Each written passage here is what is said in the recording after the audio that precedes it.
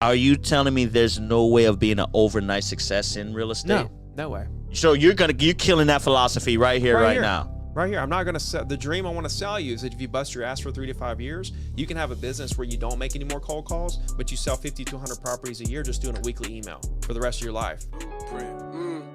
This conversation about building up your blueprint. It's time to take it because time is wasted. Go grind and chase it. Don't lose it. Today's guest, I have a very wonderful guest here that's going to, discuss about not only the game of real estate, but how to become successful in it, right? And this conversation is going to be very, very intriguing because unlike, previous guests, this guy here actually has receipts for what he's cooking up, which, not many people can say that they have a nearly 99% success rate on the service that they're providing. And this gentleman here, not only, is going to share those secrets, but also, the blueprint surrounding it as well, too. So I am honored and excited to go ahead and roll out real estate entrepreneur, real estate investor, and also, leader as well as an influencer, Ricky Carruth. How you doing, brother? What's up, bro? All right. How you feeling today? I'm good. Okay, man. Love the smile. Love the energy. Yeah. I actually, my flight got canceled yesterday. What? Right, coming down. And so I had to book another flight. Right. I had direct flights coming and going. And then I had to rebook for a connecting flight that was about 5 times more money on a one-way. Oh my God, bro! I mean, well, listen, you got it done. All they had was a first-class ticket. I said, okay, cool. Then I get to Atlanta, and it was a 2-hour delay on the second flight. Damn. I finally get to bed. Finally get to my room and get to sleep about 1. I was supposed to land about 3. So, but I was still on the gym at 6. That right there, I want to highlight that. Life always throw curveballs at you. You just highlighted that, right? But guess what? You still was like, okay, no matter what, I'm still going to do me, right? I'm still going to get my daily workout in, accomplish my goals and things that I've set out for myself and things like that. So, and I see here you're a father.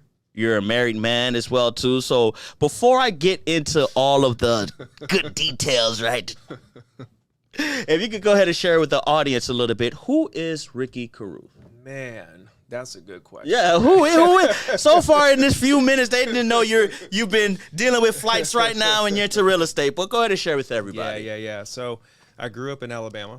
Okay. Right on the Florida-Alabama line. Right on there. Beach. Right on the beach. Okay, so you're in the central time zone. Mm-hmm. Okay, all right. Yeah, that was another thing that got me today. 6 o'clock is 5 o'clock. But anyway, I grew up right there. And people don't realize the Florida beaches like Destin, Panama City, Fort Walton. New Smyrna and everything like that. Is that New Smyrna Beach? Is that up there? No, that's probably a little further down. Okay. But Pensacola, Fort Walton, Navarre, Pensacola, all that goes into Alabama, right? So there's about 40 miles of white, sandy, beautiful beaches, palm trees. So although you're in another state, you're still enjoying the fruits still and on the beach, right? So I grew up right there on the beach. Beautiful. So went to Gulf Shores Elementary, Foley High School, and all that good stuff. So grew up roofing houses. So as soon as me and my brother were old enough to roofing houses, we were actually on job sites at 8 years old, 7 or 8, cleaning up. Right. Wait a minute. Was this like a family-owned business or something like that? My dad owned it, but he started it. But he'd been doing it for a long time and stuff. So when my parents didn't send us to daycare and stuff like that. We went to work with mom and dad. So we were at home, and then when mom started working after we got a little older, right, then we went to work with them, right? So we'd be at work with mom or be at work with dad, and so it was just kind of natural to start working, getting your hands dirty, right? At the construction site, anyway. So we started cleaning up he'd have us just clean up little nails and stuff around the job site and stuff. Learning the essence of work. Yeah. Okay, cool. Yeah, and that was really what started all of this, honestly. Really? Yeah, because the work ethic part. Oh, right? So it wasn't, forget the real estate aspect that you're just on the roof of the house doing things and end up morphing into your career now, just the fact of, hey, work ethic. Yeah, like fast forwarding a little bit, past a lot of stuff, just to touch on that subject. Right. When I got in real estate, it was 2002. The market blew up. I made $1 million before I'm 23. Right. This is before the '08 crash. Right. So before the crash, there was this boom. And that was leading up to that what caused the bubble. Right. Okay. So when the bubble popped, right, I was mid-20s, didn't know how to handle it, right? I had basically been introduced into the business like that, into this boom market, okay. Right? So I lost everything, went back, I was bankrupt, I slept in my car for a year. This is when 2008 hit, right? Yeah, what actually hit in 06, 07. 07 was the year that I was sleeping in my car, roofing houses again, serving tables. I was eating out of people's refrigerators. Really hit rock bottom. Yeah, sleeping on people's couches and stuff. And so people are like, how did you deal with that? How was your mental health? Yes. During that time, right? Good question. Yeah. And it comes back to what we just talked about. You know, for me, I don't care. It doesn't matter to me what I'm doing, right? This is what I tell part-time agents, right? Part-time agents. I coach thousands of agents, right? Okay. And a lot of part-time agents, right? I hate my job. I just want to be in real estate full-time. I'm like, okay, but hold on a second, right? Right now, when you wake up in the morning, you get up. You work your ass off all day. You go home, you go to bed, you do it all again the next day, right? Right. A cycle, right? Right. So when you go full-time real estate, what are you going to do? You're going to get up. You're going to work your ass off all day. You're going to go home, go to bed, do it again, right? Right. Good point. So how's your life going to change? Your life, your day-to-day is not going to change at all. You're still going to get up at the same time, work just as hard, and actually it's going to be more stressful because now you're your own boss. Now you got to go out there, and now you're responsible for the marketing, the expenses, the everything, prospecting, the conversion, the processing. You're responsible. So it's even worse than with the situation you're in now. So you better enjoy what you got while you got it. If you are going to go full-time, then you're going to look back and say, man, those were some good old days when I was working part-time. That is true. Make you appreciate it a little more when you do be able to flip that switch to full-time. That too, but the bigger point is that your life doesn't change. Your day-to-day, you're still going through the same motions, working the same hours, doing the same stuff.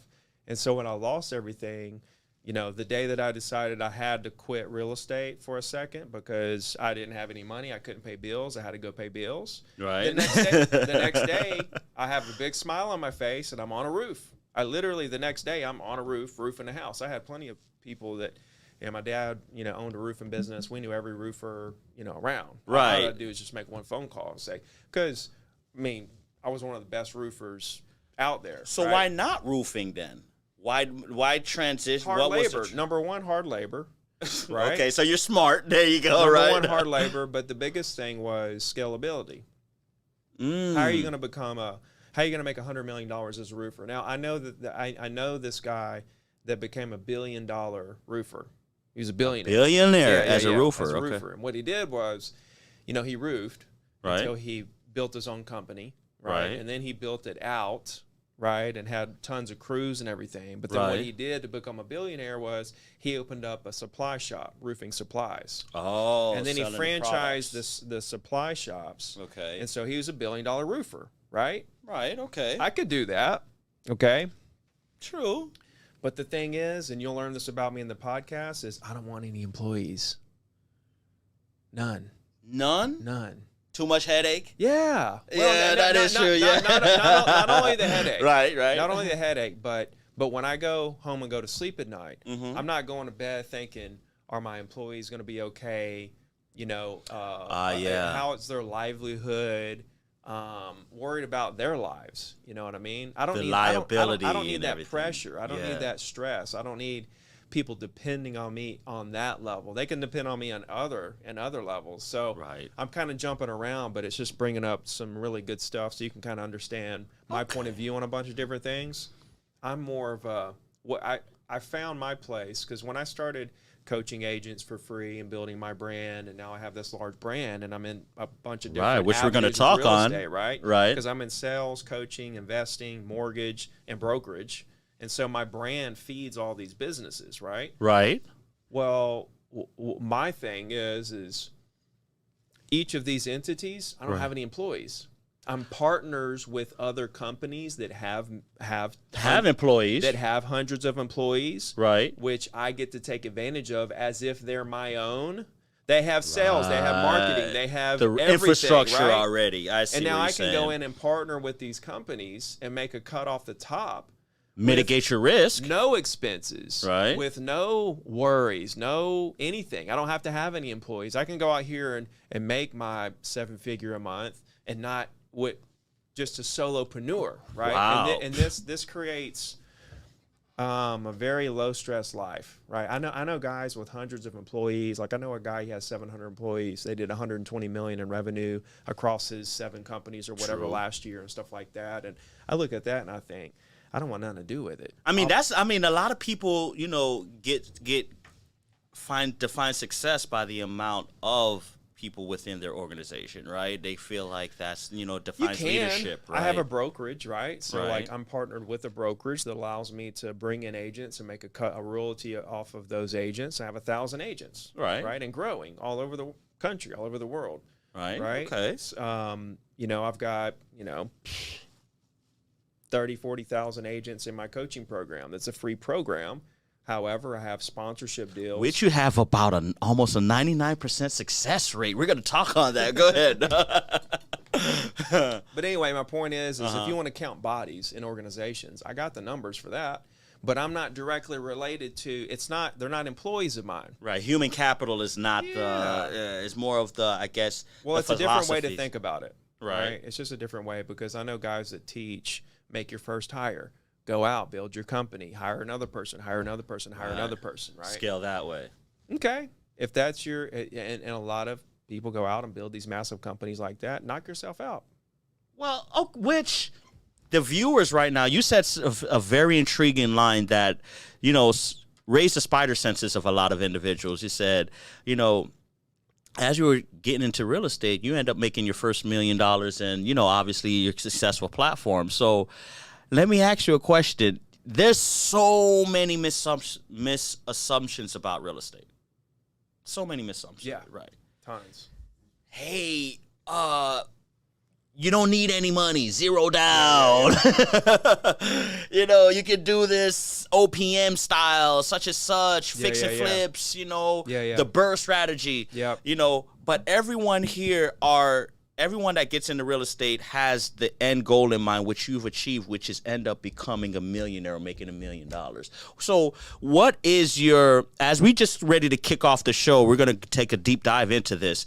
What is your piece of advice for those individuals that want to get into real estate with the mindset of, I want to be a millionaire? Well, there's a lot of different ways. Is it really difficult? Depends on your definition of difficult. Right? Well, you've already had the prerequisite of the work ethic, but what else is attached to that then, in real estate terms? You have to be a really good student. You got to be willing to flex. You got to be willing to adapt. You got to be willing to listen, and you've got to put your ego aside. Like real estate agents, for example, right? It takes on average 6 months to get to your first deal. And that's for the 10% that make it. So 90% of agents who get their license never even sell anything, end up quitting. 90%. Ricky, I brought you onto the platform to be encouraging, to uplift. You just discouraged a lot of. I'm sorry. Go ahead. Yeah, but it's facts. Right. Okay. And that's why the mission of Zero to Diamond, and the reason why it's free, is to reduce the failure rate, right? And I've got hundreds and probably well into the thousands of agents who have reached out to me over the last 6 years and said, hey, I would have quit if it wasn't for Zero to Diamond. So, and every time I go speak, not every time, but a lot of times I'll say, how many people here thinks that they wouldn't even be in the business if it wasn't for Zero to Diamond? And there's always maybe boom, 5, 6, hands, 7, 8 people, not to mention the other people there that actually have found success and multiply their volume with it. Right. But these people said, I would have quit the business. So I'm accomplishing the mission, right? The mission is being accomplished. Every time somebody tells me I was going to quit until I ran across your stuff and started implementing, and now here we are. I'm crushing it. I'm doing this or that. Right. That's what kind of kept me going, because the first 2 years, when I got to the point where I was making $1 million a year in real estate. Now you're just an agent at this point. Just an agent. Okay. Just an agent. And it was 2017, and that was the year I wrote 2 books, started coaching, writing. So, I got in 2002, made $1 million, right? Lost it. Got back in 2008. I was working on an oil rig. I got laid off. I got laid off from the oil rig. Damn. Right? Okay. Back in real estate in 2008, and it was so easy to sell real estate. Yeah. This is after the 08 crisis and everything, This is during 08. This is 2008, January, I got laid off from the oil rig. In May, I closed my first deal. I actually closed 2 on the same day in May. It was like May 31st. And just started selling the hell Boom, up. it just said, just started crushing it, right? And you may say, well, how, why, when, what? Imagine a market and you're a real estate agent. Right. And all of a sudden you're here in Fort Lauderdale. Right. And real estate prices go down 50%. Oh, prime territory now. Yeah. How easy would it be to sell real estate as a real estate agent if prices went down 50% right now, or any time in history? But my challenge would be is why did it drop? Is it across the board, or is it just a pocket that's just dropped to Fort Lauderdale? Because if it was just Fort Lauderdale that dropped, then I would say it wouldn't be a pocket. Oh, right? Okay. It wouldn't be a pocket. Yeah. If the market goes, the markets are local, right? And so things are different in markets. Like, for example, like as far as the country's concerned, we're negative year-over-year prices right now. Okay. Right? We're negative year-over-year prices. But Fort Lauderdale hasn't even touched anywhere close. Oh, of course. to negative year-over-year prices, right? Right. And it's crazy because all the Crash brothers, the Crash we won't say their names, but we know who they are, right? People who put out this stuff about the housing market's going to crash worse than 2008 and all this. The thing is that probably end of January-ish or whatever, right? Prices hit bottom and prices are up. Prices are way up, and prices are up from that point on. We're positive. So we entered January coming down. Right. Towards the end of January, we hit a bottom. Right. Right. And now just about every market is up higher than they were in January 1st. Like we're positive on the year right now, price-wise. We were positive last year from January to January. Okay. Right. And now we're positive from January to now. Right. Now you're referencing post-pandemic period, right? I'm talking about right now. Right now. So wait a minute, because I know me and you watch the same news channels, right? Fox, MSNBC, and everything like that. And there's a lot of fear porn going on right now. They don't talk about this, right? Every time I see, but we're on a recession right now, am I right? That's the fear porn that's going on right now. We're in a recession, horrible time to be investing. Go back and look at history, okay, and look at all the recessionary periods. And look at what real estate prices did and what mortgage rates did during recessionary periods. Mortgage rates went down and prices went up. Even back in the late 70s, right? We had 4 years of double-digit appreciation in that run-up of inflation that caused the 20% mortgage rates in the late 70s, right? Everybody talks about the 20%. Oh, I remember it was 18%, right? Right, okay. If you look at appreciation every year through that, we had 4 years of double-digit appreciation, 4 years, which means things doubled basically in 4 years, right? Okay. And then everybody says what? What goes up must come down. Right? It's up, it's up, it's up. Right. Guess what happened? The next year, I think it was 1980 or 81 was the next year that it came back to single-digit appreciation. It was 7%. After being double, and then 7. And then it went to 3, and then it stayed around that 1 to 2% for a while, but we never saw a negative year in appreciation for real estate. That doesn't mean that it didn't dip down during one of the years and then come back up and end positive for the year. Right. I'm not saying that it didn't have any kind of correction, but what I'm saying is from January 1 to January 1 to January 1 to January 1, appreciation, a positive through that. In the let's see, when was it? I think it was in the late 80s or so. There was another. It was a 3-year double-digit run. Same thing. People were saying the same thing. What goes up must come down. What happened? Positive. There was a couple years that were even. There was like 2 or 3 years that were zero, but it didn't go negative. Then we finally saw a 2-year period where it was down 1%. And then 0%. That was 90 and 91. So over 2 years collectively, it was down 1% negative. Which is nothing, right? Nothing. This is going back to 1940. So then you come to 2000 to the 2000s. Right. We had 3 years of double-digit appreciation. Okay. Before 08. Okay. Right? And then we had 4 years, I want to say it was 4 years of negative appreciation. After 08. I think it was 9, 8, 9, 10. It might have been 9, 10, 11. So I think it was 8, 9, 10, whatever. It might have been 7, 8, 9, 10, 11, whatever.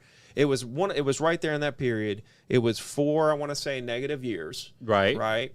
And then here lately, we had 2 double-digit years. We had 2021 and 2022. We had 2 double-digit appreciation years. Appreciation? Yeah, we're appreciated double digits, right? 2021, 2022. Right. And now everybody's saying the same thing. What goes up must come down. Well, look at history. Every time we've had double-digit appreciations, we haven't seen it only dropped negativity. 1, right? Like you said, those 2 previous years only dropped 1% and 0% after the 4-year run-up, right? And it wasn't right after. Those 0% years were like 5 years after the run-up. After the run-up, it stayed like 7, 3, 2, 2. People just have a misconception about real estate because of 08. 08 I mean, 08 was bad, though, 08 was bad because the recession was driven by the mortgage, the way that mortgages were done. It was driven by real estate. Real estate is what brought the recession. But all these other recessions are brought by inflation and the hike of interest rates and world wars and different things like that. Which is what we're experiencing now. You know, interest rate going up. There's a exactly. And go back and look at the recessions that were caused by that, and look at the behavior of real estate and mortgage rates during those times. Right. Right. True. And so what we have now, since we're on the subject, is the perfect storm coming. Right? Oh, and I'll tell you. Come on. Get it spicy now, Ricky. Come on. Talk to me. I'll tell you what that is. Uh-huh. I saw an article, and it said 98% of millennials want to be homeowners, right? 98%. 98%. Because that's the American dream for a long period of time. Well, but, you know, the younger generation, you know, we don't know when a generation is going to come along and say, we just want to rent, or we want to do this, or we want to camp, or who knows what people are going to do, right? Right. Well, 98%, this was a survey done by Zonda, and so there's 72 million millennials, right, in the country. The largest demographics right now. Right, and so I started to think, okay, it piqued my curiosity. Right, so I said, okay, Google, tell me what the median age of first-time home buyers are. Right? Right. So in 2021, it was 33 years old, and last year it was 36. 33. Oh, so increasing. Okay. Yeah. Well, we'll see. But I'm thinking, okay, I look at that and I think, okay, the age range of first-time home buyers are 33 to 36, let's just say, right? Just based on that. Okay. And that's the age of millennials, okay? Right, okay. You've got a group of 72 million of them that say 98% want to be a homeowner because they want to build their own equity instead of someone else's. That's the number one reason. Okay. Right? Right. So I keep going on this rabbit hole, and I think, okay, birth rates. Let me check this out, right? And if you go back 33 years from today, which is 1990, right, there was a massive, let me repeat, massive spike in birth rates, right? So we have right now, and it goes like this. It's this, and here's 1990, right? Here's the birth rates, 85, 86, 87, just 88, rising 89, up, 90, boom, right? And then it stays right here for 16 years till 2006, and then it drops off dramatically. Right, okay. So we have the largest group of people turning 33 than we've ever seen in our life this year. Home buyers. Right, this year. And so 33 in my mind is the beginning age, because it's 33 to 36, right, is the beginning age of a first-time home buyer. And so I keep on thinking, okay, we have more pent-up demand for housing, because here's the thing. Which I can agree. Look, but I want to challenge that. I'm going to let you finish your thought, though. And I can tell you a lot of predictable spots. I'll just mention a couple. In April 28th, 2020, what were you doing? April 28th of 2020? So the pandemic rolled out March 3rd. So this is about a month and a half after the pandemic. Yep. I lost my job. I was home. I was basically brainstorming on starting up my media tech company. We were forced to be company. At home right. during that time. Right. They shut the economy down. No economy. Right. They shut businesses down. The only thing open was Walmart and Target or whatever. Essential businesses. That's it. Right. Right? Mm-hmm. And we were basically told, hey, you have to stay home till this thing blows over. Until we figure it out. A lot of uncertainty. You thought your family was, you didn't know if your family was going to die, if you were going to die. You didn't know what was going on, right? I posted a video on April 28th, 2020, and I said, when the economy reopens, real estate's going to surge. You predicted this. No predictive analyst or nothing? It's still on YouTube, right? It's that day on April 28th, before the economy opened, right? We're all still in our house scared, and I said, the real estate's about to blow up, y'all, okay? And so how did I know this? Well, number one, I've been around long enough, and I went through the previous crash to realize that when transactions retract, it's only building demand. And there's going to be a boom and when it comes out the other side. And when I saw the pandemic, the shutdown cause a retraction of transactions, I said, oh, my God. People are going to be coming out full-fledged. And then I saw stimulus happen. And I said, it's about to be over. And guess what happened? Free bands everywhere. Guess what happened? What's that? We saw the largest real estate surge that we've ever seen in our life that lasted for a year and a half. Multiple offers, more than 100,000 over asking price. People couldn't get listings. We had 6 million transactions, right? Shout out to our sponsor, Uptrend Credit, the #1 credit building platform out today. If you're looking to boost or build your credit, tap in with Uptrend Credit, as you will be able to build your credit by reporting your rent, utilities, and other monthly payments into your credit report. Uptrend Credit allows you to add trade lines with your monthly rent and utility payments and reports them on your credit in as little as 7 days. Check out Uptrend Credit and learn how you can build your credit today without taking on any debt. We've seen the Facebook laying off thousands of people, Amazon, big box retailers, right?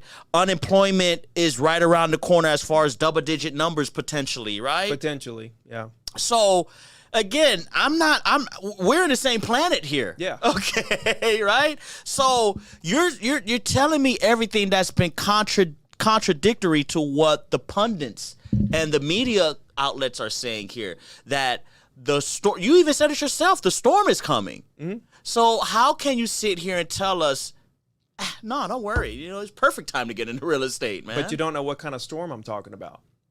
You said So let's fast forward, right? I predicted the surge that happened. Mm-hmm. Let's fast forward.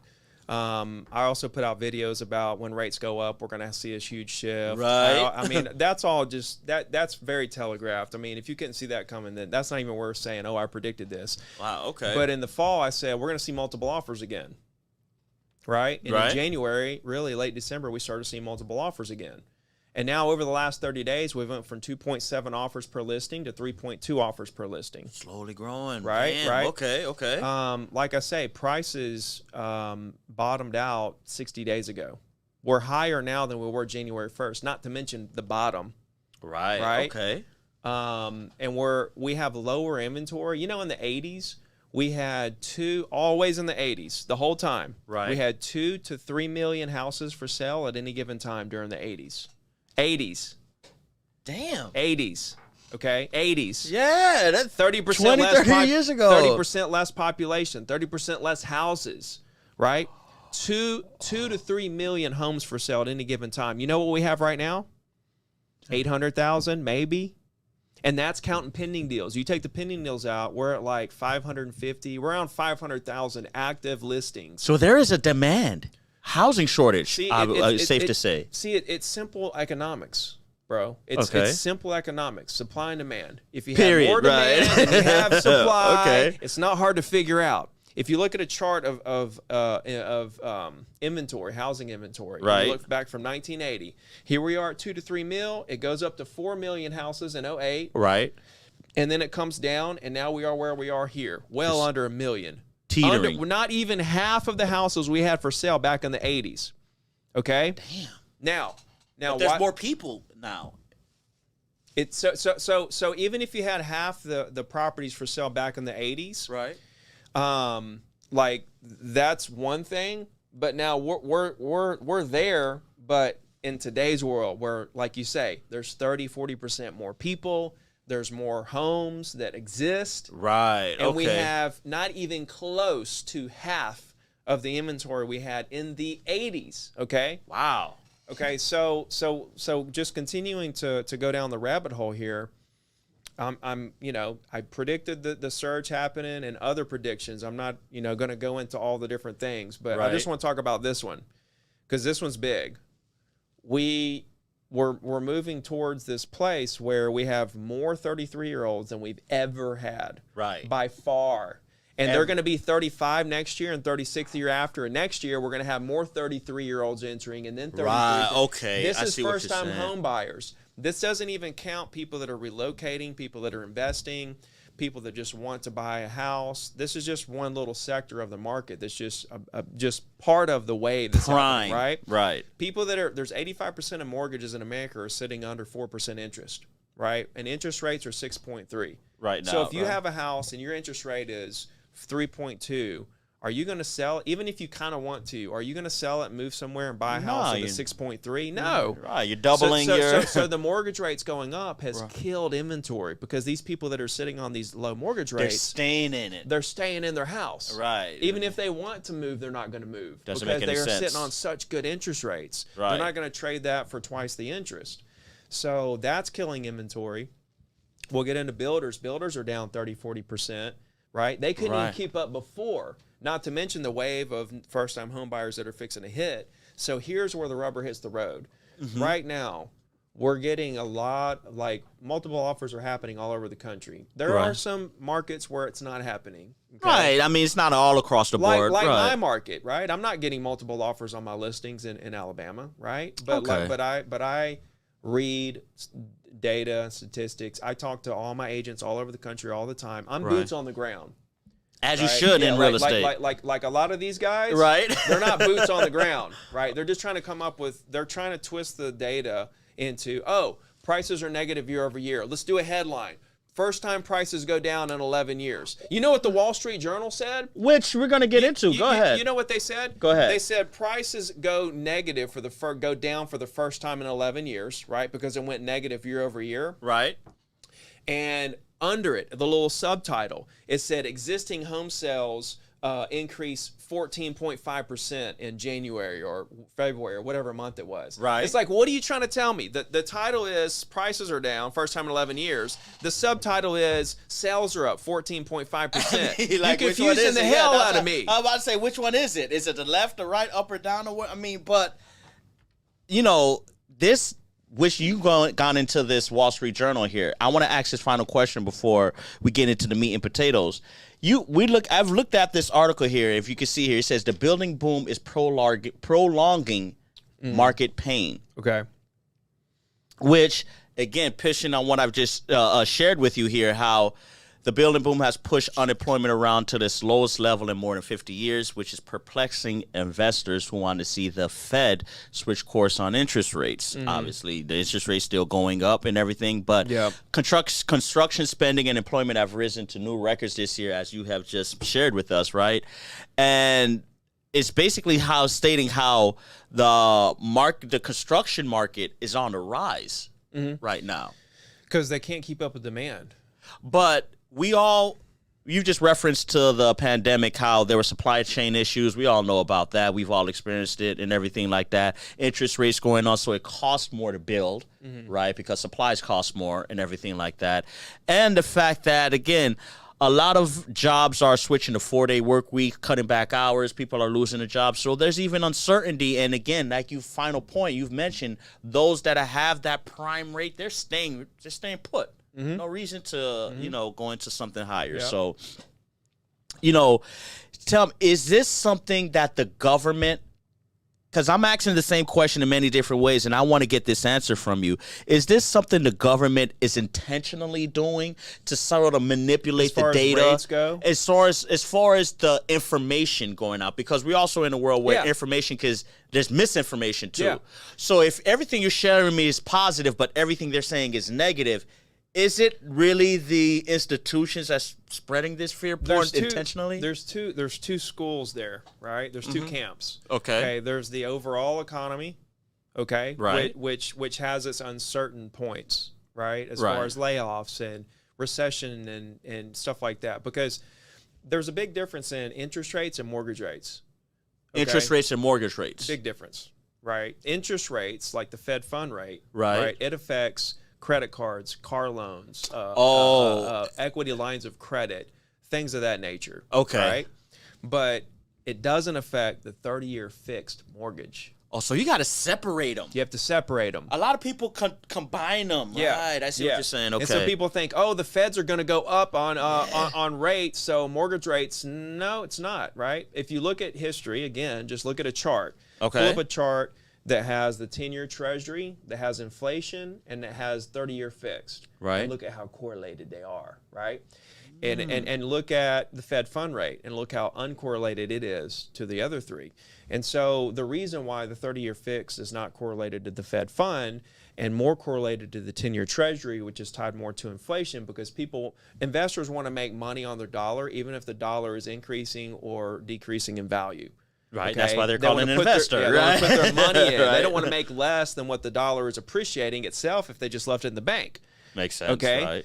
So same thing with 30-year fix. If I can put my money in a 10-year Treasury and get 3%, or buy a mortgage on the second market and get 3%, that's riskier than a Treasury or a bond, where am I going to put my money? I'm going to put my money in the bond or the Treasury, right? Where there's no risk, but I'm getting the same return. So that's why the 30-year fix is more investor-driven, and there has to be a spread between the 10-year Treasury and 30-year fixed, so that the investors get an extra return on their money for risking their money a little bit over here, right? Okay. And so that's why it's tied more to the 10-year Treasury than the Fed. The actual the inflation is tied to the mortgage rates. I see what you're saying. And so it's kind of tied a little bit but it has an adverse effect, because when the Fed raises rates, their objective is to bring down inflation, create deflation. Right. Well, when deflation comes down, mortgage rates follow, and so in the beginning, when the Feds begin raising rates, right, mortgage rates go up in the beginning. But it stabilizes. It stabilizes, and then as they're here, and then the Fed rates go up. Well, the mortgage rates go up too, because now we realize inflation is higher. And if the Fed rate goes up, then that affects the 10-year Treasury. So in the beginning, during one of these periods where they start raising, it goes up. But then once it levels out, then the Feds continue raising rates. Well, that raising rates makes inflation come down, and the 10-year and the 30-year fix starts to dwindle down. Started to dwindle down with inflation. So every inflation and CPI report that we've had hasn't been phenomenal, but it's been better. Each time has been a little better. And May 10th, in 10 days, we're going to have another one that's going to be the big one. That's going to show a great year-over-year improvement in terms of inflation, and that's going to create downward pressure on the 30-year fix. So right now we're sitting on 6.3, something like that, as far as the 30-year fixed average for the country right this second. Okay. Well, we have more demand.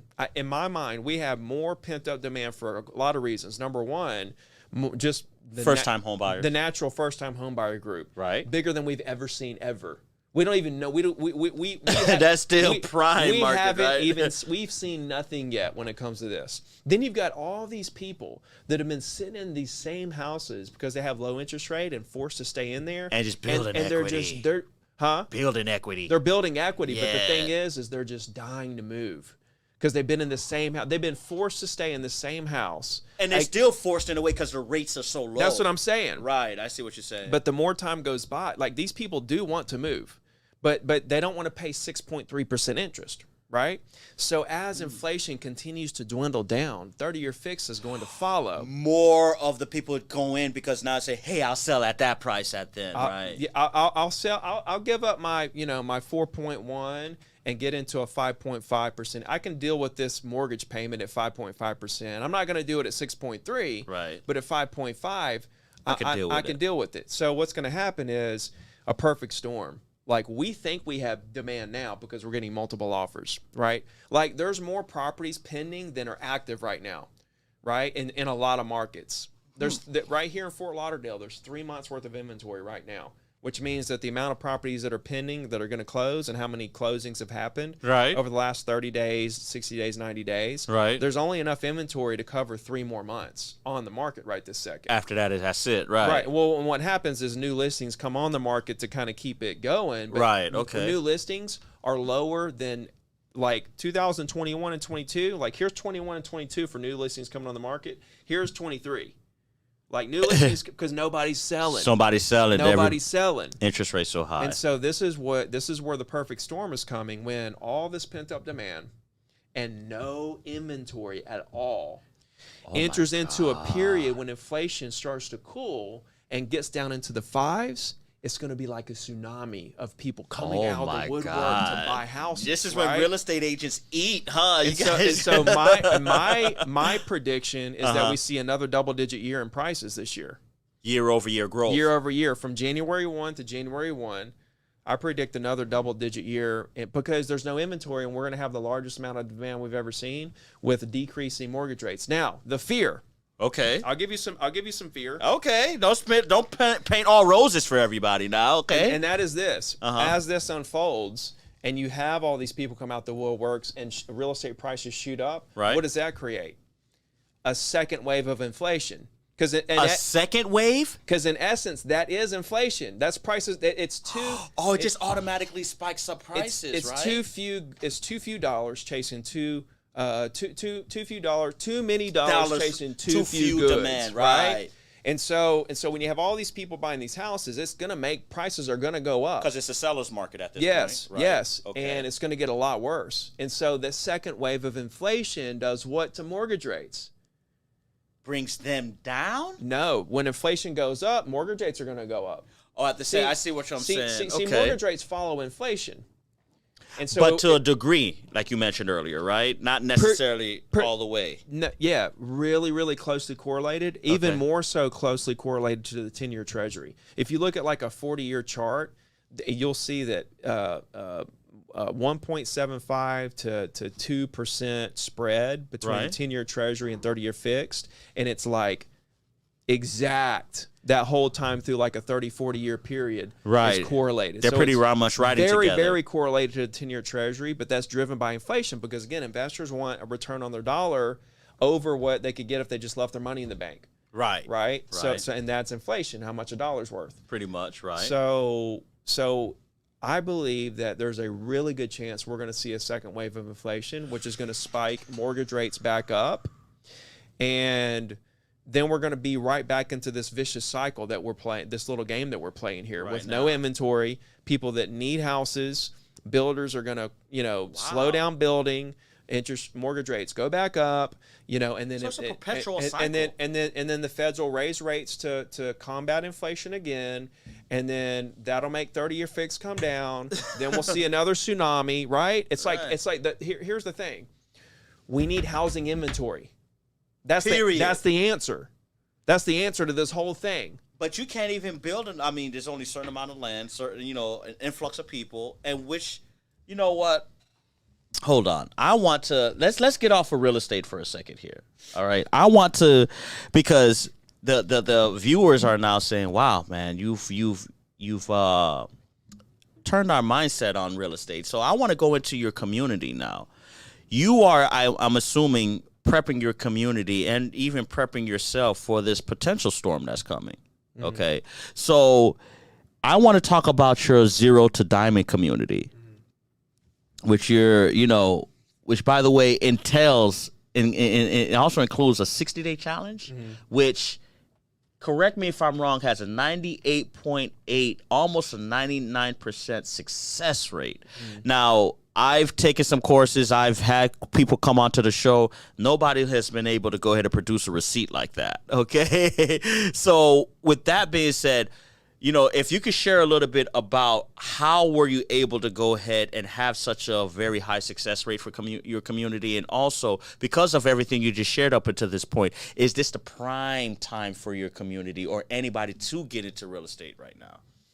Yeah, so that's good. 2 questions. So the community itself, just the storyline behind it, right? So I made it, lost it, came back, right? In 2008, I came back, and I told you it was easy to sell properties, right? At that point. Made six-figure, going from the oil rig to making six-figure in an office, air conditioning. Right? He's like, yeah, I'll take this job here. Like, I made it. I can't believe this, right? Right. And then I just made more and more money every year. And by 2014, I had 100 deals for the first year. And that year was the #1 RE/MAX agent in Alabama.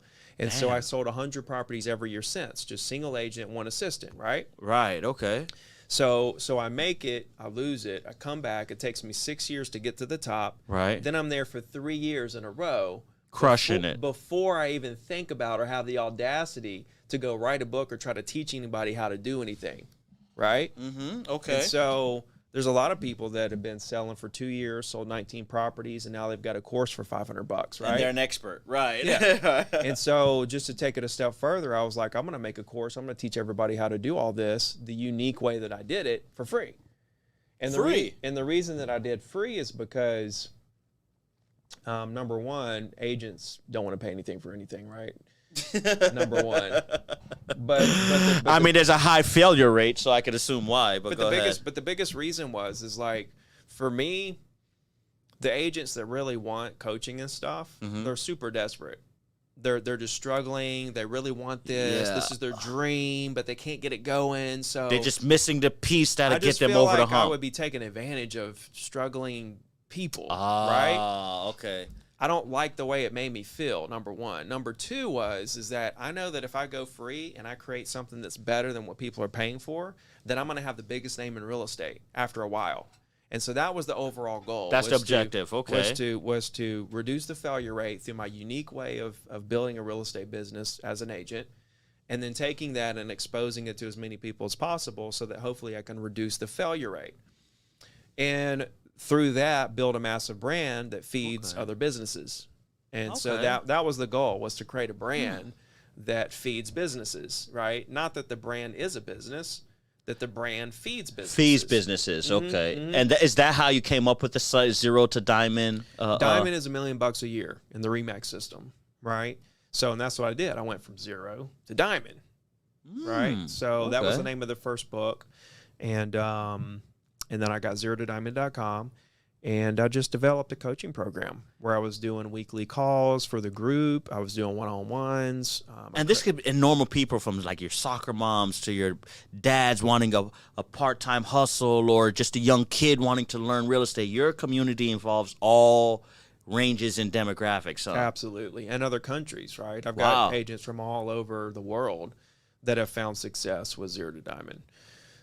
All free. And so let me ask you a question. Now that what you've just shared, which is the second question, I just want to reiterate it, is that, because of the perfect storm coming right now, are you prepping your community for? Yeah. I had a call this morning at 8 o'clock. We start the 60-day challenge every, 3 or 4 months as a group. So I had the call this morning to start it. This week we're starting it. So I had a call with the group.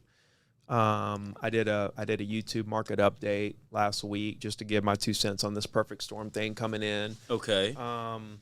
So what's very interesting about just the backstory a little bit is that I was making $1 million a year, and I started doing 0 to Diamond, which I lost $100,000 for 2 years doing it. Right. Trying to kickstart it and bootstrap. Okay. So like I'm sitting here losing 6-figure, spending about 30. I'm spending like 60+% of my time on something that loses 6-figure. Meanwhile, kind of neglecting my 7-figure business for 2 years. Wow. It was tough. Yeah, I can imagine. But I would get messages from agents saying, this is working for me. I'm crushing it. I'm getting listings. I'm da-da-da-da-da. So they're giving you the praise and everything. They're giving me the praise, and I'm like, okay, if this, like, I'm believing this, And I was getting called to speak. I started speaking and stuff like that. Okay. And then everybody would come up after the speeches and stuff, and I was like, this is going to be big. There's no way it's not going to Although be big. You're losing money. You're like, wait a minute. I found something here. So finally, that next year, the third year, I made 500 and I spent 200 that year. So I made 300. Okay. And then I made $1 million. I started making $1 million every year after that. Yeah. doing the coaching thing. So then that basically replaced my sales income. Okay. I was still selling up to last year, and now I'm still selling.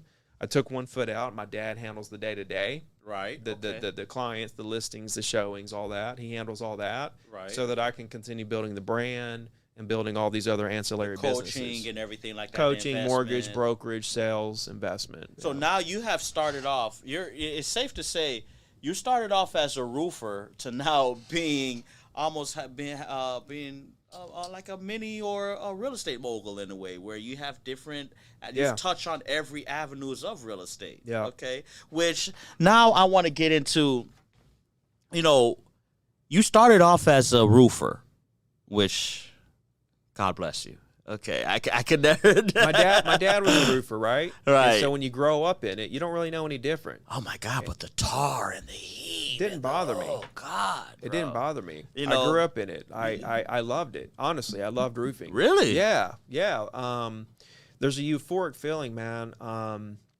When you work really hard and you do this masterpiece, and you step back, you're on the road looking back at the house and you're like, I just did that. You know what I mean? You have a sense of pride. It's like art, honestly. Okay. Because there's a bit of art to it, which kind of sounds weird talking about. I was going to say, so it's not come just slapping on the tar. No, because we didn't do a whole lot. We did do some tar roofs, but even those were fun to learn how to do. But the shingle roofs and the metal roofs on the residential houses with the architectural, you know what I mean, and all the cuts in the roof and everything that you have to basically lay it out where it looks amazing and it's also not going to leak. There's an art to that, So, no, it was cool, but I knew I didn't want to do it forever. Right, like you said, you wanted to scale. It was like, how can I be that $100 million man? Mm-hmm. Outside within real estate, which I want to now touch on your blueprint, because you've already, laid the foundation as far as you entering in the world of real estate, building out your zero to diamond community and everything like that. So if you could let, what was the plan? Well, the plan in building your blueprint was, like you said, you wanted to be the $100 million man outside of roofing. But my question is, that was the plan. How did you build the blueprint? Was it primarily, okay, I'm going to get into real estate. I'm going to be a real estate agent, crush it. And after I crush it, I'm going to now branch off into every other field here. Was that the build? No. No. The idea was, definitely roofing is not my career. Right. That was number one, right? Number one. So that's why I went to college in the first place, because I wanted to go try to do something else. So when I went in real estate or just something else. I didn't know I was going to do real estate. Okay. Yeah, I went to college because I had a scholarship and I started learning business, and I was just doing my the beginning classes, whatever it's called. And but I didn't really know what I wanted to major in. Right, I just put business, like most college kids. I just put business down. I didn't know what I wanted to do. Right, and then I went to 2 schools. Then I went to the University of Alabama. I failed a history class. And, I remember you told me that and I was like, I'm done with this. My mom's spending, I don't remember how much it was, like $2-3 a semester, right, and housing and everything. I was like, I don't want to go make money. I don't want to sit here and spend money. I'm sitting here failing classes. That makes sense. So there was a college there, Shelton State, and they had a real estate class, and there was one of my roommates was like, I'm gonna get my real estate license. I'm like, all right, I'll do that too. So when I got my real estate license, when I took the class, right, I didn't realize what all was involved. Like when you take the class and you pass the class, you've got a year to take your test, or you have to start all over. The real estate, right? Okay. Your state test once you pass the class. Okay. And it's different per state. So, but then at that point you have so long, it was 90 days once you pass your test to actually sign with the broker. Okay. And then you have 6 months from when you pass your test to take your post-license course, a 30-hour post-license course. Like a continuing education type of thing? Yep, and then you've got continuing ed every 2 years. Mm-hmm. And I was in class thinking, man, dude, I thought you passed your test, and then it was like something they stamped like a motorcycle license. Yeah, and you're off to the races. On your driver's license, and now you can sell real estate for the rest of your life and make money or whatever. I didn't realize there was all these fees and all these classes and all these responsibilities and timelines and right. stuff. I was like, I don't even know if I want to do this. Now I'm in this thing. I'm really committing here. Right. So I got out of I passed the class. I was like, I don't know if I want to do it. I came home from Tuscaloosa and got roofed houses. I roofed like 2 days, and I was like, all right, I'm gonna take the test. I'm gonna try this real estate thing. Right. I'm not gonna do this for sure. So the thought going in was, I want to help people. Right. I want to help first time home buyers. I want to help people, right, with this. Right. So my thing, like, I remember even when I was like a real little kid, like 7, 8, 9, 10, right? I had this thought, like, I'm going to grow up, I'm going to make a lot of money, and I'm going to turn around and help a lot of people. That was don't know how, but just I'm going to do it. Had no idea how. I just knew that I was going to do something. I was going to work really hard. I was going to make a lot of money, because we grew up poor. And like, I watched my dad and mom like live paycheck to paycheck and stuff. Right. And, you know, that affects you. And you start to get into this mindset. And I was like, I'm going to go out there and make a lot of money, like a lot of money. And then I'm going to turn around and I'm going to help people. Right. I had no idea how I was going to do it. So I've always been in this like help people mindset mode, from when I was little. So when I got into real estate, I was like, I'm going to help first time home buyers. Oh, that was your focus. That was my focus. Okay. Right. So I got in, and I worked with like 2 first-time home buyers, and I was like, I do not want to work with first-time home buyers. Get the He's like, yeah, I want to help them. I want to do everything from. You guys suck. Yeah. Right? I want to work with you, right? Because there's also a level of efficiency to it. Right. Okay. Right? And the thing is if you're not working efficient, you can't help the most people. Right? Right. You got to be the best person. You got to be running on all cylinders. You have to be super efficient, or you're not going to get there. Good point. Good right? point. Okay. So it wasn't about the helping. It was there's going to be plenty of people that want to help people. You know what I mean? Like, as always. Plenty of agents to go help you guys. Let me go over here and let me be the most efficient and sell beachfront condos. So I specialized in Gulffront, beachfront condos and houses and vacation properties of people that live all over the country that come down to Alabama and buy beachfront properties there. That area in the Panhandle, like you was mentioning. Okay, I got you. So like, I'm the condo guy. So like, and that's where the money's at, right? So you niched down. That's what it was. Okay. Yeah, I niched it, right? So no commercial, no multifamily. I buy commercial now. I buy multifamily. I own all that, but I never really I sold a little bit, but I focused on Gulffront condos as far as an agent goes, my real estate agent business. Right. Okay. So my thing was to help people. That was the blueprint. And the thing was to make a ton of money and turn around and help people one day with it. But I didn't know. I had no idea that I was going to make all these millions selling properties and then turn around and help agents. I had no idea that was going to be. I had no. The thing. All I wanted the whole time was just to make $1 million a year. Right. That was all. If I could just make $1 million, even if I could just make $1 million in my bank account, even if it took like 4 years to save up $1 million, even if I wasn't making $1 million a year, just to have $1 million, right? Right. Because like my mom never saw $1 million, right? You seen the paycheck living, like you just mentioned, right? And so when I got in 2002, right? Okay, and I made that mill, and then I lost that mill, right? And then I came back. And then it took me, so from 02 to 17, that's 15 years. Right. Before I actually made $1 million in a year. Right. That's a journey. Right. That's a journey. Yes. So when I finally did that, then I started, and so the goal was always to make $1 million a year or to make $1 million. Right. And then you think, when you do it, it's like, okay. 2. Well, guess 5. what? No. Huh? Once you get there, your life doesn't change. I got up the next day. Still go to work harder. Yeah, work hard. I'm even working harder now, right? This dream that I wanted my whole life. It's like, wow, you just kickstarted something else. And now I got to work even harder that I made it.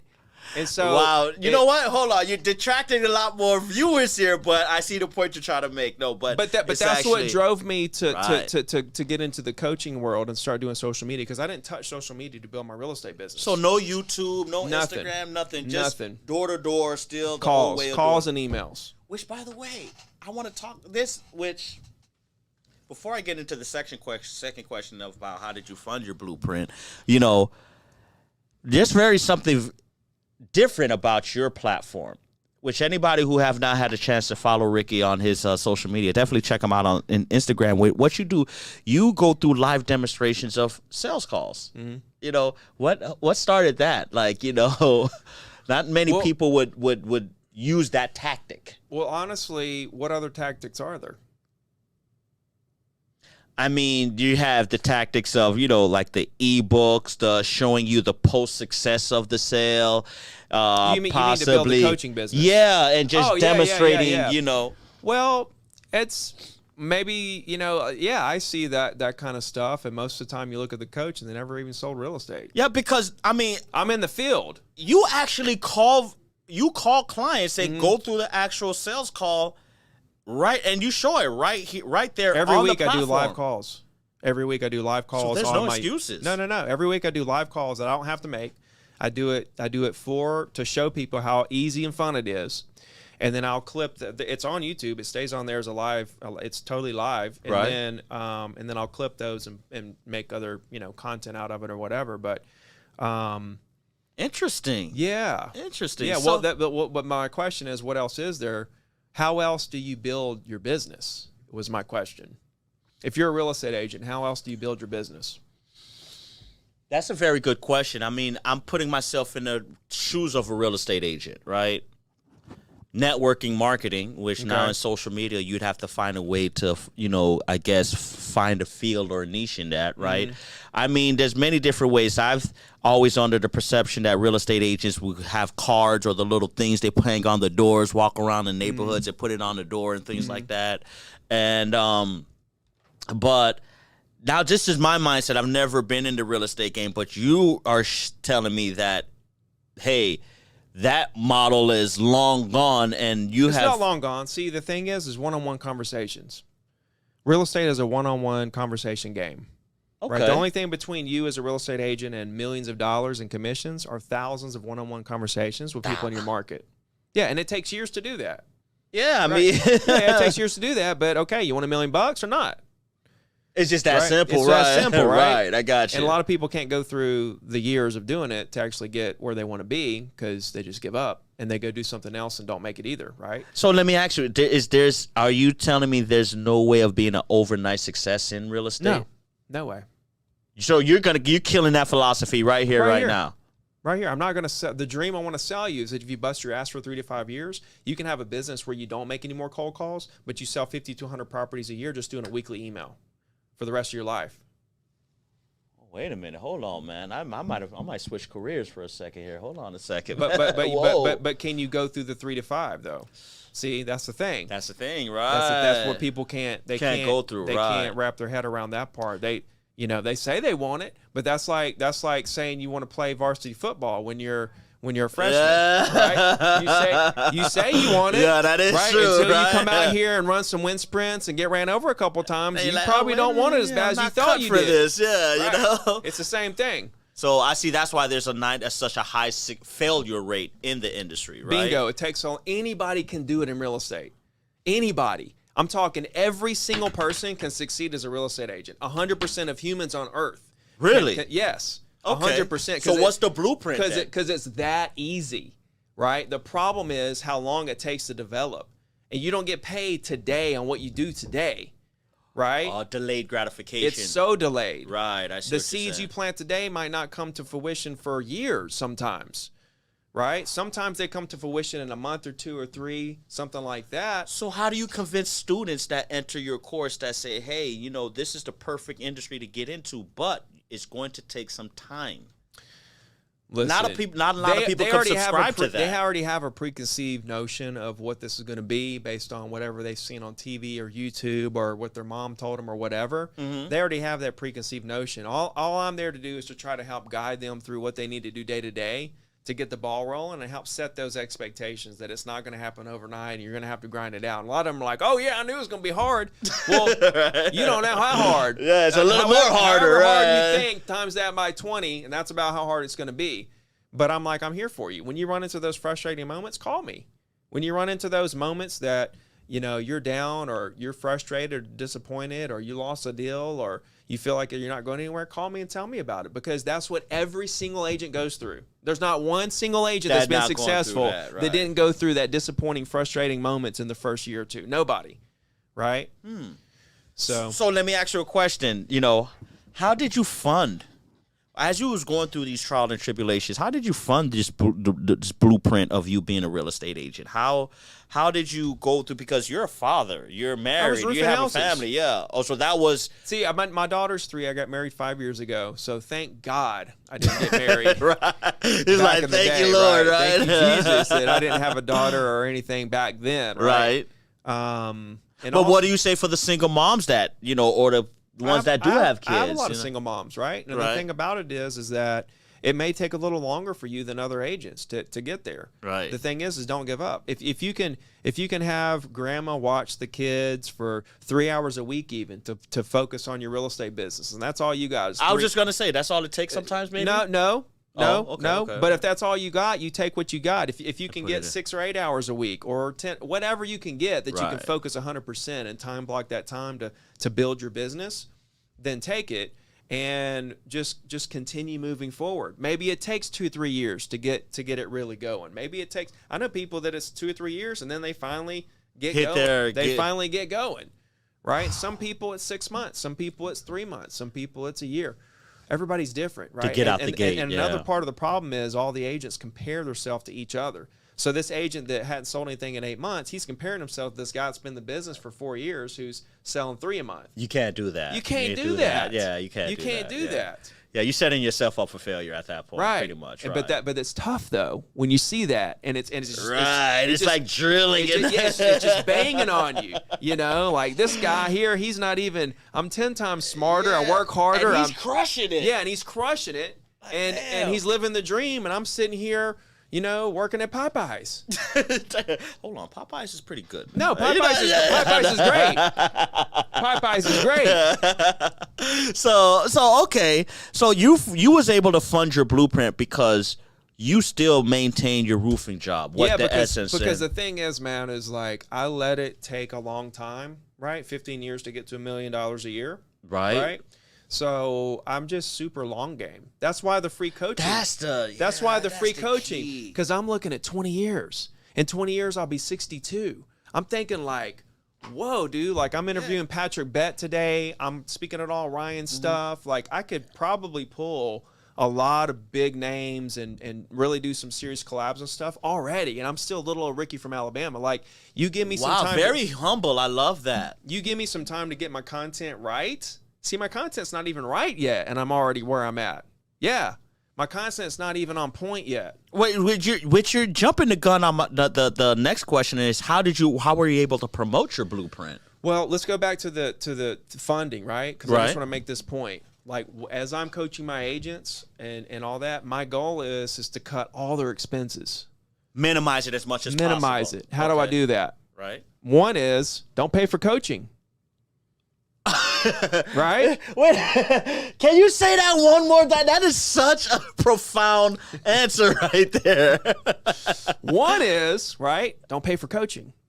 Okay? That knocks that expense, that monthly expense. Which is a major expense for a lot of people. Dollars right off. Right out the gate. The second expense, don't buy leads. Don't pay for coaching, don't buy leads. And that's the biggest obstacle for a lot of people that want to get into a field. Leads are, dude, what is a lead? A lead is any human in the market. They're everywhere. Humans are everywhere I see. Yes, a human everywhere. I see one right here. I see one right there. I got 2 leads right here. Wow, that's a good point. Are you going to buy a house in your life? Of course. How many? Do you have an agent you're going to work with on that? No, I don't. Right. Here I am. You're a lead. I see how, right, I see the point you're making, right, and so I can just call property owners that own the exact property I want to sell for a penny. I can get their information. I can call property owners that own the exact property I want to sell and just get to know them. Just build a relationship. Build a relationship. And I can do that for basically free. A penny is free to me. So while a lot of real estate agents or people that want to get in the industry don't realize, they can get in for free. Literally, you got to pay for licensing and all this stuff, right? But yeah, like, okay, free leads. For sell by owners are free. And that's a really good. I don't like them, right? But right now with how tight the market is, that's a great avenue right this second. Just to get in and at the approach beginning. them as if they approach them and see what they want to buy. They don't pay a commission on the buy side. See what they want to buy. Help them on the buy side. 87% end up listing. Who do you think they're going to call? You, Ricky. Right. Got it. There's all kinds of things, right? Open houses, free. Events. Door knock. Go to the subdivision you want to buy. You can't afford a penny, a contact to call them. Go and door knock them for free. Wow. Right? Okay. I mean, there's tons of, and like, okay, what are you going to do? Buy leads and spend thousands of dollars to buy leads to end up doing the same thing, just talking to them one at a time? And then you're not even guaranteed of any type of success rate or anything like that, right? It'd be about the same because it's the same people, by the way. The same people they're selling you is the same people I'm door knocking for free, right? That is true. The difference is I get to target the people I want to talk to versus being at the mercy of whoever you send me for $1,000. Whatever the money that you paid for, right? Makes sense. Okay. So being able to take away the cost of the coaching, so getting the information and also eliminating the cost of your potential clients is a major, major factor on you being able to build your blueprint and fund it not promote your blueprint, right? Exactly, because, and that's what I teach agents is, I mean, listen, I've paid for coaching. Everybody, right? yeah, you need a mentor at the beginning. I'm not saying don't. Yeah, if there's somebody you like, you want to get close to them, you want to spend some time with them and learn what they learned, go pay for it. I'm all about that. Right. Right. But I'm just saying, I'm here to help, and I'm not going to charge you a dime, and I'll give you my entire blueprint. Right. Everything that I know is at ZeroToDiamond.com about how to make $1 million as a real estate agent. Right. It's all right there, black and white. So, you know, if you want that, great, it's there. If you want to go pay for coaching, that's fine. Go do it. But I'm saying this is an option. This can save you some money, and don't buy leads. You know, Ricky, what I wanted to ask you is, how were you able to use social media to promote your brand and actually get it from zero to diamond? You know, that's a very, very fascinating question that the audience is dying to hear about. Yeah, so, and it is an interesting question. Yeah. It's an interesting story. So, like, as I said, I didn't use social media to build my real estate business. Right, okay. So I've made that clear. I was just focused on postcards, phone calls, and emails to build the conventional way. Yeah, but you know what's so crazy is that I didn't realize that I was actually building a personal brand with my weekly email. And so what people don't really understand is what a social media platform actually is, right? Social media platform is a place where you post original, consistent content, right? Okay. So when you go on social media, what do? Engage, follow. Well, you're holding your phone like this, right? And you're doing this. Right. You're scrolling, right? Right. Now, when you check your email, what motion are you doing? Holding your phone. Holding your phone. Yeah. Either. And then you're going like this. Yeah, going through the thread. Right. Right. Okay. Same motion, right? And so email is a social media platform. Is it because of the physical motion or just the engagement? And I mean, I guess you have a point there in conjunction with It's a place. Okay, how many times a day do people check email? Oh my God, yeah. Okay, how many times a day do people check social media? Oh my God. Okay. Yeah, okay. So it's the same thing. So I say I wasn't using social media to build my real estate business, but you really was, right? Plot twist. Okay, I actually was, and I didn't realize it. I was actually doing the same stuff, right? Just not on social media platforms. And you just wasn't conscientious that you was actually building a personal brand at that point. Exactly. I was just like, okay, people want this information weekly. I'm going to give them the information weekly. Right. But then after 10 years of doing it, I built this brand where I basically was famous. Like I was like a celebrity to my clients. Right. Because they're like, Ricky's weekly email. I get it every week. I see him. Let's look forward to it. It's coming at this certain time. Boom. And so it was literally social media, right? So, but I ignored the platforms per se, the quote unquote social media platforms, but I was doing the work of social media, right? Outside of social media. Well, I don't know. Email is a social. See, the thing is when you look at different platforms, they do different things. Right. And when you look at Facebook is different than Instagram, is different than they Snapchat. have various purposes and things. Right. And have you been on Discord? Yes. Okay. Like totally different Totally platform, different, right? yeah. Totally Younger different version, platform, gamers right? and things like that. You know, podcast, you know, those are platforms, right? Email. It's just, like, they're all a little different. A way of communicating, right? I see what you're saying. It's just a little bit different, you know, but it's just another platform that you post original, consistent content to build your brand. It's the same thing. So I want to ask you then, how in a scale of 1 to 10, what would you place building a personal brand on, as far as if you wanted to be in a real estate agent or any type of online influencer? Real estate agent, you have to have personal brand, right? You have, so this is necessary. Yeah, then. It's necessary, right? Whether you're doing it through email, postcards, smoke signals, fucking whatever, right? But like, you know, on social media platforms, whatever, you know, you have to have a brand. But there's many businesses you don't have to have a personal brand. E-commerce, you could build the e-commerce brand and build the company around the company. The company itself, right? Yeah. There's a lot of businesses you don't have to have a personal brand, but look at today's world and how many people are using their personal brand to blow up non-personal brand type businesses. True. Right? Like, and that's kind of the business of the future, is to build your personal brand and then let that brand feed all these other businesses. Everything else right? you have, right? Which is what my business model is. Build the Ricky Carruth brand, $1 billion brand in the future. Beautiful. Build $1 billion brand that feeds all these businesses that makes it $1 billion brand, right? Right, okay. But anyway, back to your question. So in 2017, when I decided to write 2 books and start trying to really help agents understand how I built my business super uniquely, right, I was like, okay, I'm going to have to do social media. This business and that period, yeah, and that business I have to do, because I have to reach a lot of agents and I have to get my message in front of them, and the only way to do that is through social media, right? So then I was like, okay, let me take this monster on, because I conquered the real estate world with email, postcards, and phone calls. Right, okay. Let me step my game up and learn this new digital age game. And then I've got the best of both worlds. I've built my business like this, and now I'm going to build another business like this. And now I kind of understand all angles. But how was the learning curve when you made that transition? Say, okay, I need to dive into. It's still happening. Still happening. I still haven't got there. I'm so still a student. I'm still trying to figure it out. You're still a student. I'm still trying to figure it out. So yeah, I went through a lot of different stages, and I I was making live calls and doing coaching calls and stuff like that, and I just blew up. Right, just testing different things. Yeah, through whatever against the wall, and go live. Like Instagram blew up really fast. Right, went to 200,000 quick.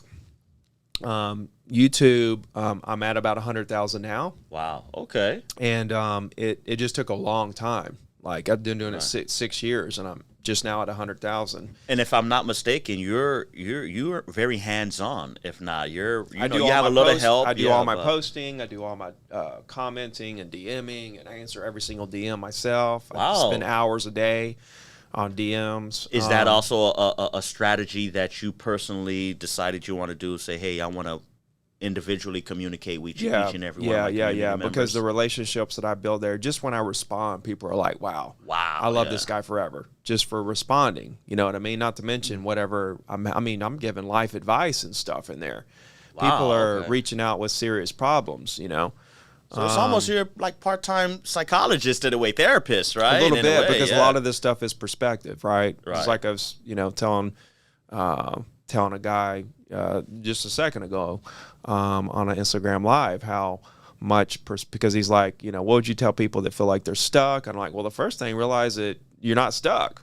Right. You know what I'm saying? You're not stuck. Yeah, change the mindset. When you look at where you are right now, right, in 5 years, and look back at where you are right now, you're going to realize you were crushing it. But here you are in the moment thinking you're stuck. It's like, you're not stuck. It was like a guy last night, he was like, I'll make 100 calls and get a maybe. And he's like, even if that happens, I'm still happy. I'm like, wait a minute, bro. Whoa. I'm like, well, but wait a minute. You made 100 calls and got a maybe, right? Now think about if you did that every day for a year, 250 working days in a year, and you got 250 maybes. You're going to sell 10, 15 of those, not to mention the seeds that are going to be planted of those people that will do business with you next year and the year after and the year after. And everything, right. It's like, man, you're crushing it.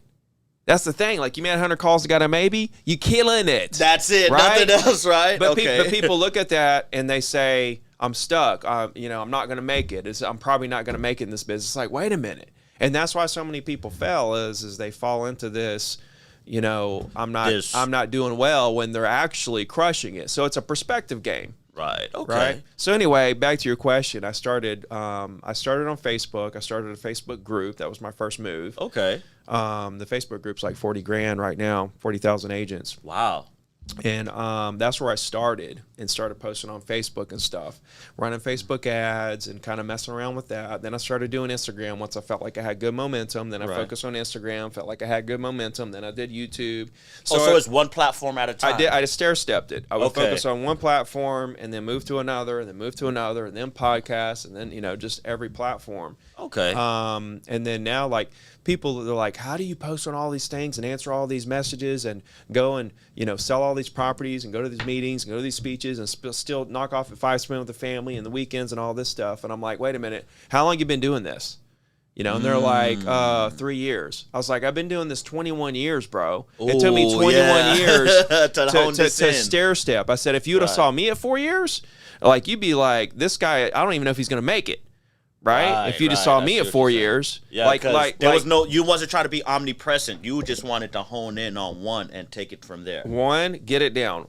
Get it down. Like, I did real estate for 15 years and nothing else. You know, I got back in the business in 2008. And I didn't even know until 2015 or 16 when I started investing in stocks. Right. I didn't even know that the stock market crashed in 2008. Because you had all of your focus and energy in real estate at that time, so it was. I was focused on one thing: selling properties and making $1 million. That's how focused I was on getting to the point where I'm making $1 million. So you're not under the umbrella of the quote unquote serial entrepreneur. You're more of the let me go deep into one lane here and fill that out. I'm a serial entrepreneur, but I'm going to be the master of this before I try to stack something else. Makes sense. Okay. It's the people that jump from thing to thing before they actually get the first thing.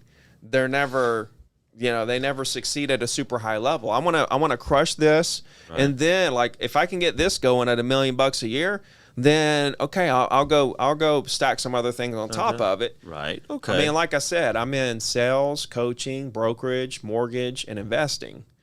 Right. Okay. On top of my personal brand.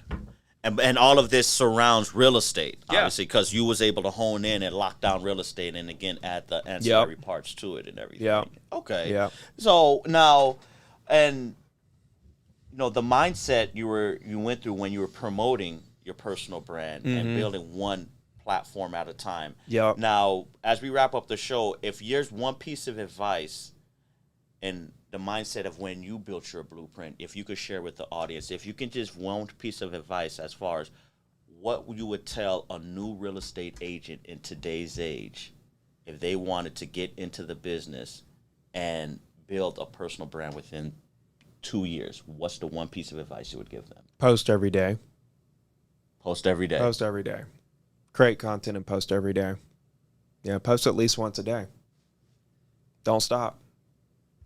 And then those maybes just end up turning to a yes. I mean, listen, here's the thing. If you've got 500 followers and your vision is you're going to have 10,000, well, you got 9,500 people who aren't going to see the videos you're making today.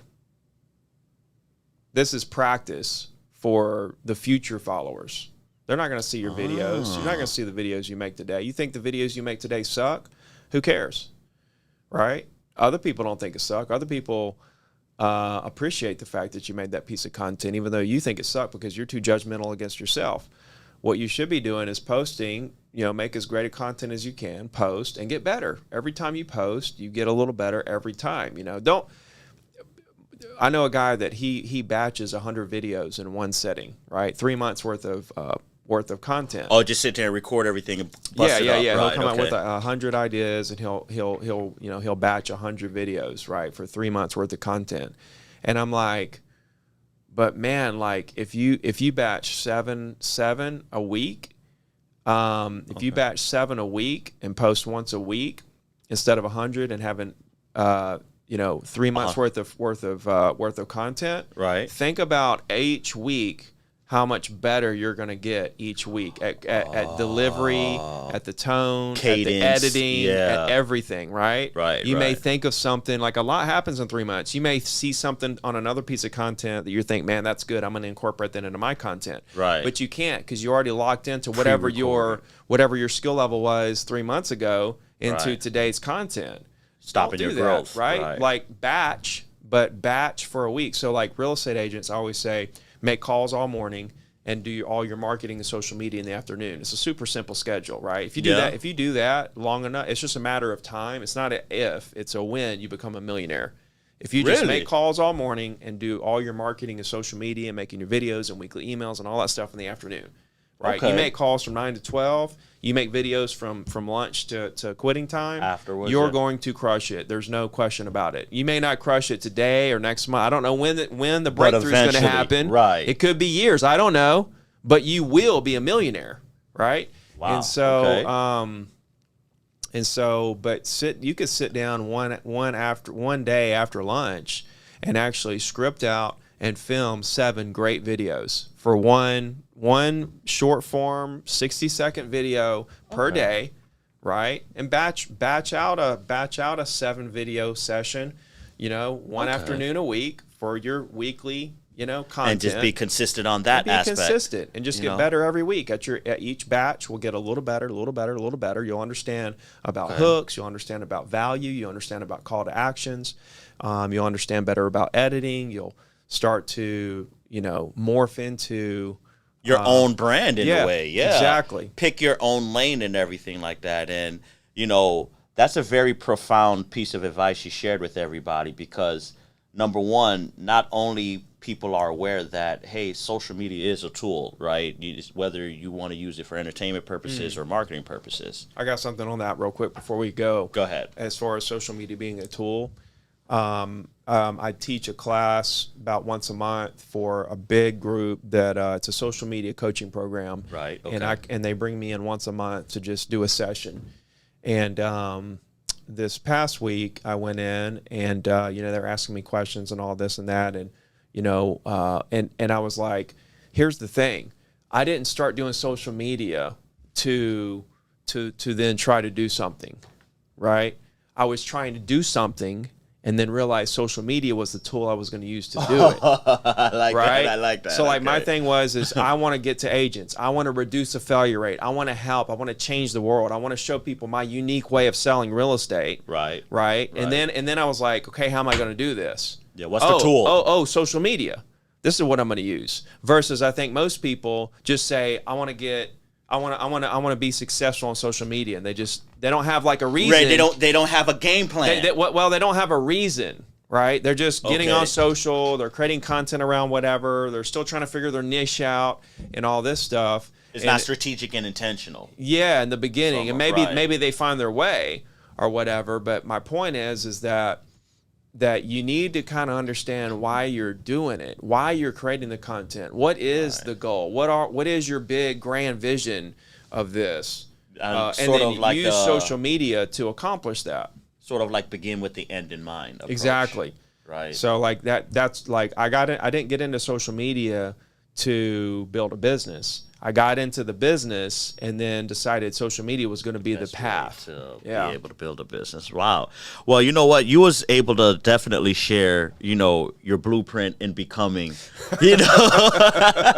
It's safe to say in today's episode, for a lot of the aspiring and even the established real estate agents or real estate professionals out there, they was able to, garner some great gems from today's conversation and everything like that. And, one thing I took, several things I took away from our conversation. Number one, the power of, consistency, number one. Number two, also the power of digging in deep into a particular lane before you start morphing out into other lanes as well, too. Yeah. And more importantly, what you demonstrated above everything else, believing in yourself. We're talking about, ladies and gentlemen, a roofer, a roofer from Alabama to now becoming, a multimillionaire in the real estate game, educating others and everything like that. So more power to you, more blessings. So if there's any final thoughts before we wrap up the show you want to leave the audience? Bro, I think we said it all. We covered a lot today, man. It's about an hour and a half conversation, hour and a half conversation. But again, even if you're not into real estate, I think a lot of people would appreciate today's conversation as well, too, because real estate is one of those generational wealth lanes here. And I believe that every person should own a piece of property. There's no doubt. There's no doubt. Multiple pieces of property. Multiple. Let's start with one, right? Sure. And I know a good agent. Right? They can call me anytime if they need to buy a house. I'm good to go. Well, listen, if anybody wants to follow you, find out which, by the way, what do you have up next coming? Outside from the growing your zero to diamond community, you have a lot of things in your plate. I know you're traveling, engagements and things like that. I'm Share traveling with the 3 community. times a month to speak all over. Okay. Let's see, where am I going from here? I'm going to D.C., Richmond, Houston, Vegas, Sacramento. Wow. Vegas twice.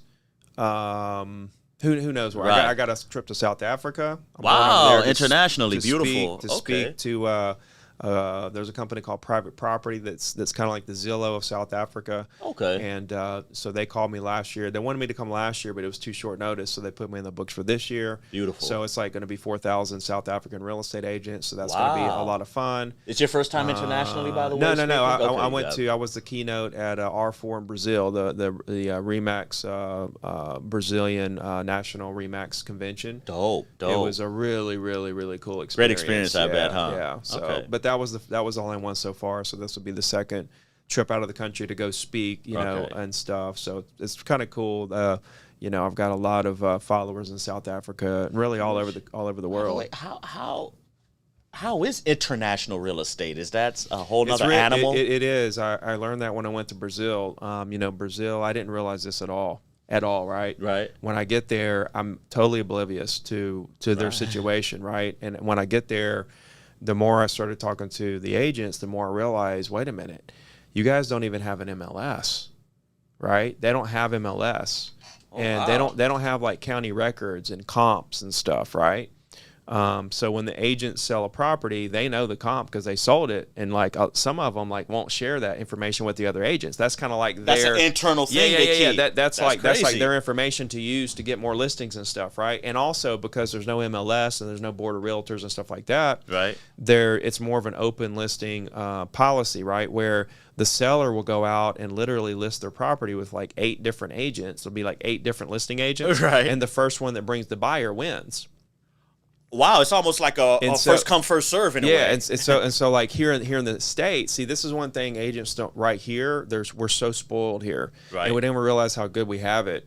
When we list a property here, we literally list it, we put it on MLS, and then we go get other listings, and we just sit there and let another agent. Let the MLS do its thing. Yeah, we let another agent come in and sell the property, and then we get our commission. Right. It doesn't matter who sells it, we get the money. We have an exclusive right. Over there, it's an open listing, no exclusive listings to that one agent. It's open to many agents. Anyone, right? Okay. And the first one who brings a buyer wins. So, like agents here, if you can imagine living in a world where when you list a property, now you got to hurry up and go find the buyer before another agent finds the buyer for that listing, or you're not going to get the deal at all. You're not going to get any commission. Wow. Wait a minute. I have so many follow-up questions on that. I mean, and so it's the same thing in South Africa. They don't have an MLS, right? And so they're behind, I would say, in both of those countries, a good 20, 30 years technology-wise. Hold on. I could push back on that because imagine if we had that system here. Wouldn't that increase the success rate of agents because now they're forced to work?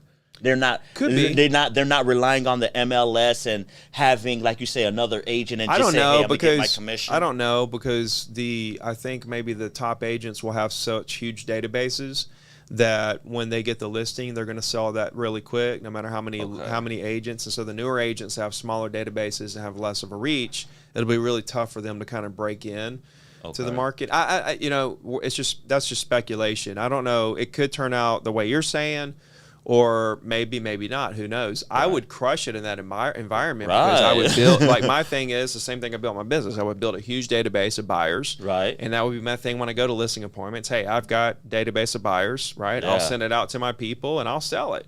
List it with as many agencies you want to. I'm going to be the first to bring a buyer. Yeah, because you got all the database of the buyers. What I think what's cool is people have more listings because the seller will list it with 8 different agents. Right. So it's like when you know when you go to a listing appointment, you're gonna get the listing. Yeah, it's like right? I'm that shit now. Right. Yeah. But because they're gonna list it with a bunch of agents, so you're gonna get the listing. Okay. But then you got to find the buyer on the back end. So I'm assuming with that system, the cream of the crop would be almost like crony capitalism here, because here in America, we always say how the government, the elites are getting everything on the top and the bottomers and the suffering. Yeah. Almost in that realm there. It would almost have that effect, I'm assuming. Yeah, kind of. But it's interesting to understand the different dynamics of the different countries and how they operate. Like in India, you don't even have to have a license. In Colombia, you don't even have to have a real estate license. Any average Joe can just... Yeah, you can just go and just sign up for RE/MAX or whatever. I'm sure that there's some kind of thing that you have to do to sign a contract with RE/MAX or this, that, and the other. But you don't have to go take a class, a test, continue ed, all that stuff, right?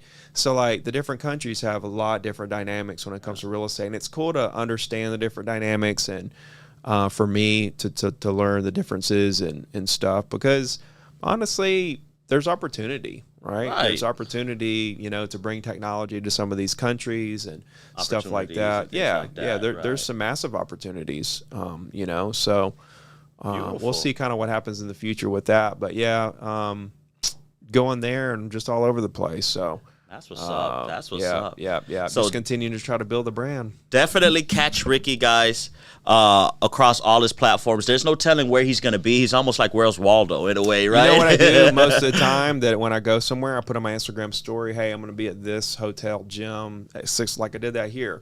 At 6 o'clock every day, I'll be here if anybody wants to meet up. Or wow, that transparent. Well, as a real estate agent, you have to have that spirit, that open door policy, I'm assuming, right? Yeah. So I'll have followers that just show up at the gym and hey, what's up? Yeah. Or whatever. So definitely, man. Have you ever been fearful of being that transparent or no? No, not at all. Yeah. I mean, I'm in a public place. I'm in a gym. I got a 10-pound weight in my hand, so if they try something, watch it, guys. You're gonna crack you, man. It's pretty strong, big guy. Yeah. I'll tell you this, and you're gonna want to ask a bunch of questions, but I'm not gonna let you because the show's over. Right. But, speaking on all that, I traveled and did dozens and dozens of jiu-jitsu tournaments, and I did 2 MMA fights 10 years ago.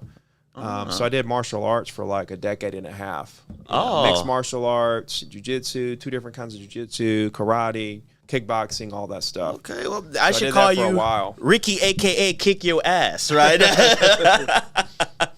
Well, Ricky, thanks for definitely coming to the studio today. Great conversation, great interview. Hopefully we can bring you back. I'd love to, man. Absolutely. I'd love to. Part 2, yes. Okay. Which, by the way, guys, you could catch Ricky on Facebook, Instagram, all his social media platforms, which is at Ricky Carruth, correct, absolutely. And we can't tell you what his upcoming schedule is because he's everywhere. But if you do want to follow where Ricky's going to be at next, his speaking engagements, his coaching classes, or anything real estate, definitely follow him on his social media channels. And as he mentioned, he usually posts prior to his destination where he's going to be at. So with that being said, also you could check out all of the past episodes of Respect My Blueprint on all streaming platforms, Apple, iTunes, Spotify, as well as Google Podcasts. And as always, guys, if you want to learn more about your blueprint, again, how to build, promote, fund, or even plan your blueprint like the discussion we had with Ricky today, definitely check out the past episodes or go ahead and book a consultation with myself or the sales team. We would definitely like to help you get your blueprint to the next level. And as always, great conversation. Have a great day, guys. Smiles are free. Give it away. Have a blessed day. Catch you on the flip side. Peace.